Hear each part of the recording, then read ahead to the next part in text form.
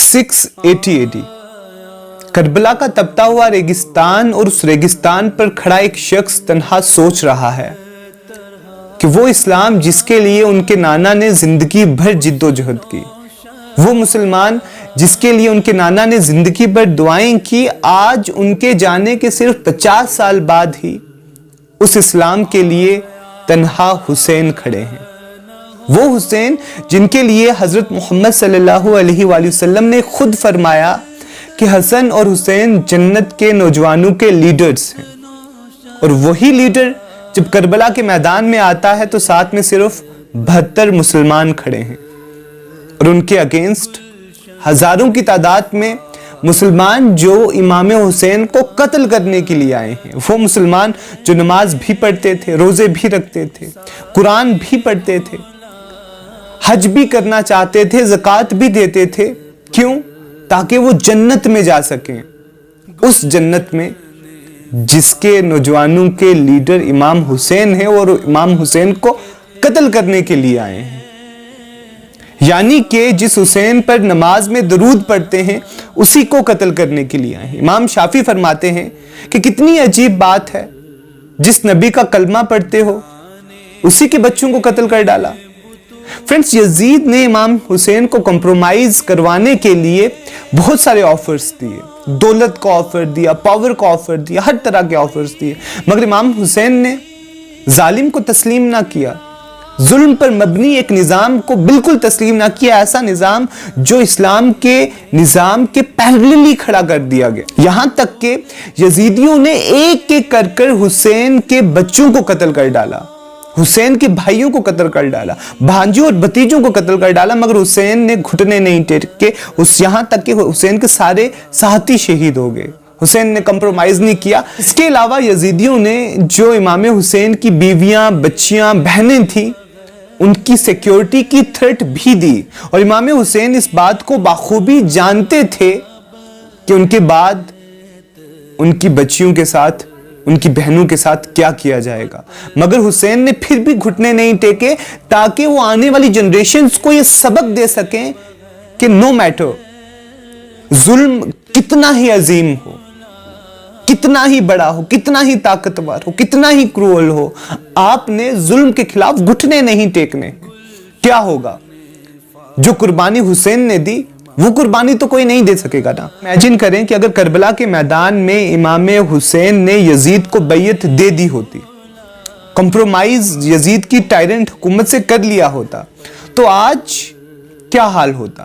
آج ہر Islamic scholar, ہر مولوی ہمیں یہ درس دے رہا ہوتا کہ دیکھو امام حسین نے کمپرومائز کر لیا تھا اپنی جان بچانے کے لیے، تم بھی اسرائیل کو تسلیم کر لو، تم بھی یمن، برما، ہندوستان، چائنا اور کشمیر میں ہو رہے مظالم کے خلاف پروٹیسٹ مت کرو، ان کے خلاف آواز مت اٹھاؤ، کیونکہ امام حسین نے آواز نہیں اٹھائی، انہوں نے کمپرومائز کر لیا تھا، انہوں نے پروٹیسٹ نہیں کیا تھا، اس لیے تم بھی کرو۔ فرینڈز، یہ امام حسین ہی تھے جنہوں نے حق اور باطل کے بیچ میں ایک واضح لائن کھینچی کہ اسلام اور ظلم، اسلام اور ٹائرنی، اسلام اور دہشت گردی، اسلام اور ناانصافی، اسلام اور کنگشپ ایک ساتھ نہیں رہ سکتے۔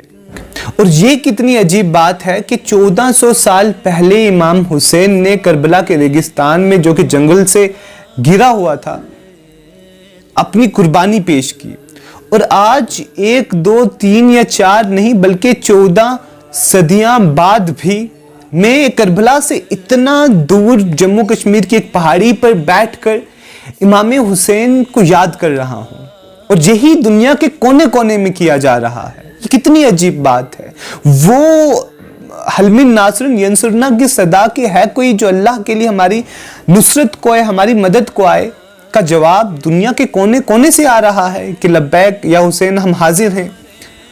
مگر کیا یہ صرف سلوگن لگانے کی بات ہے؟ کیا یہ صرف پوئٹری یا پروز کی بات ہے یا اوریٹری کی بات ہے کہ بس کہہ دیا اور کام ہو گیا؟ کیا اتنا آسان ہے؟ نہیں، ایسا نہیں۔ دیکھیں، امام حسین کی آواز پر لبیک کوفیوں نے بھی لگایا تھا، مگر جب وقت آیا تو دھوکہ دے دیا۔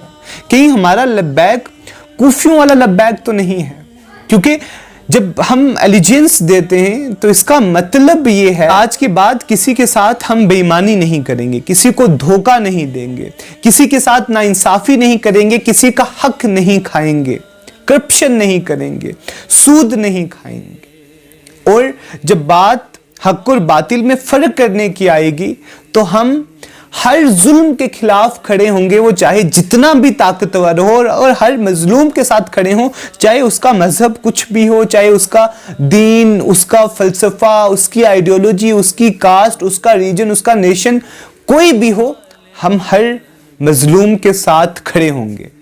This is what it meant to be a حسینی۔ مگر ہم نے کربلا سے سب کچھ لیا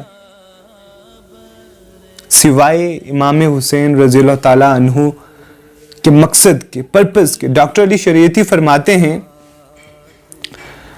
کہ کربلا میں امام حسین کو پانی سے زیادہ لبیک کی ضرورت تھی، اور آج بھی لبیک کی ضرورت ہے، مگر مسلمانوں نے ان کی پیاس کو تو یاد رکھا مگر ان کے پرپس کو بھول گئے۔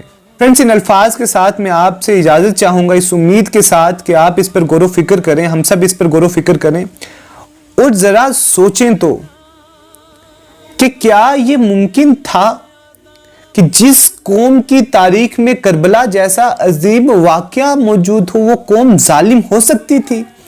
وہ قوم کسی کا حق کھا سکتی تھی؟ وہ نوجوان بدفعلی اور فحاشی کا شکار ہو سکتے تھے؟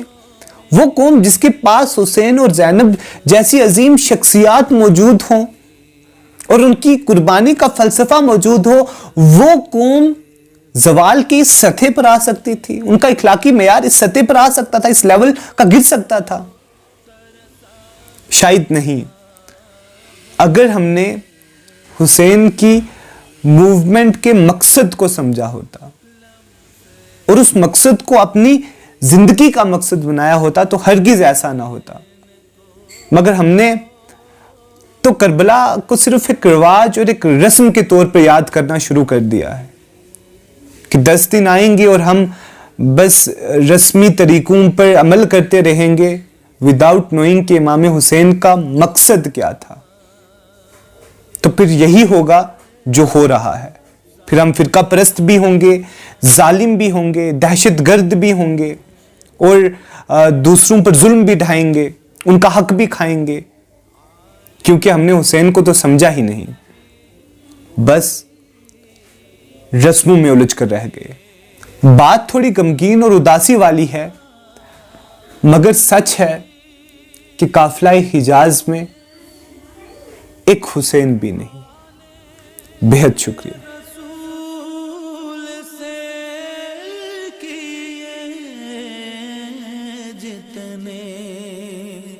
سوال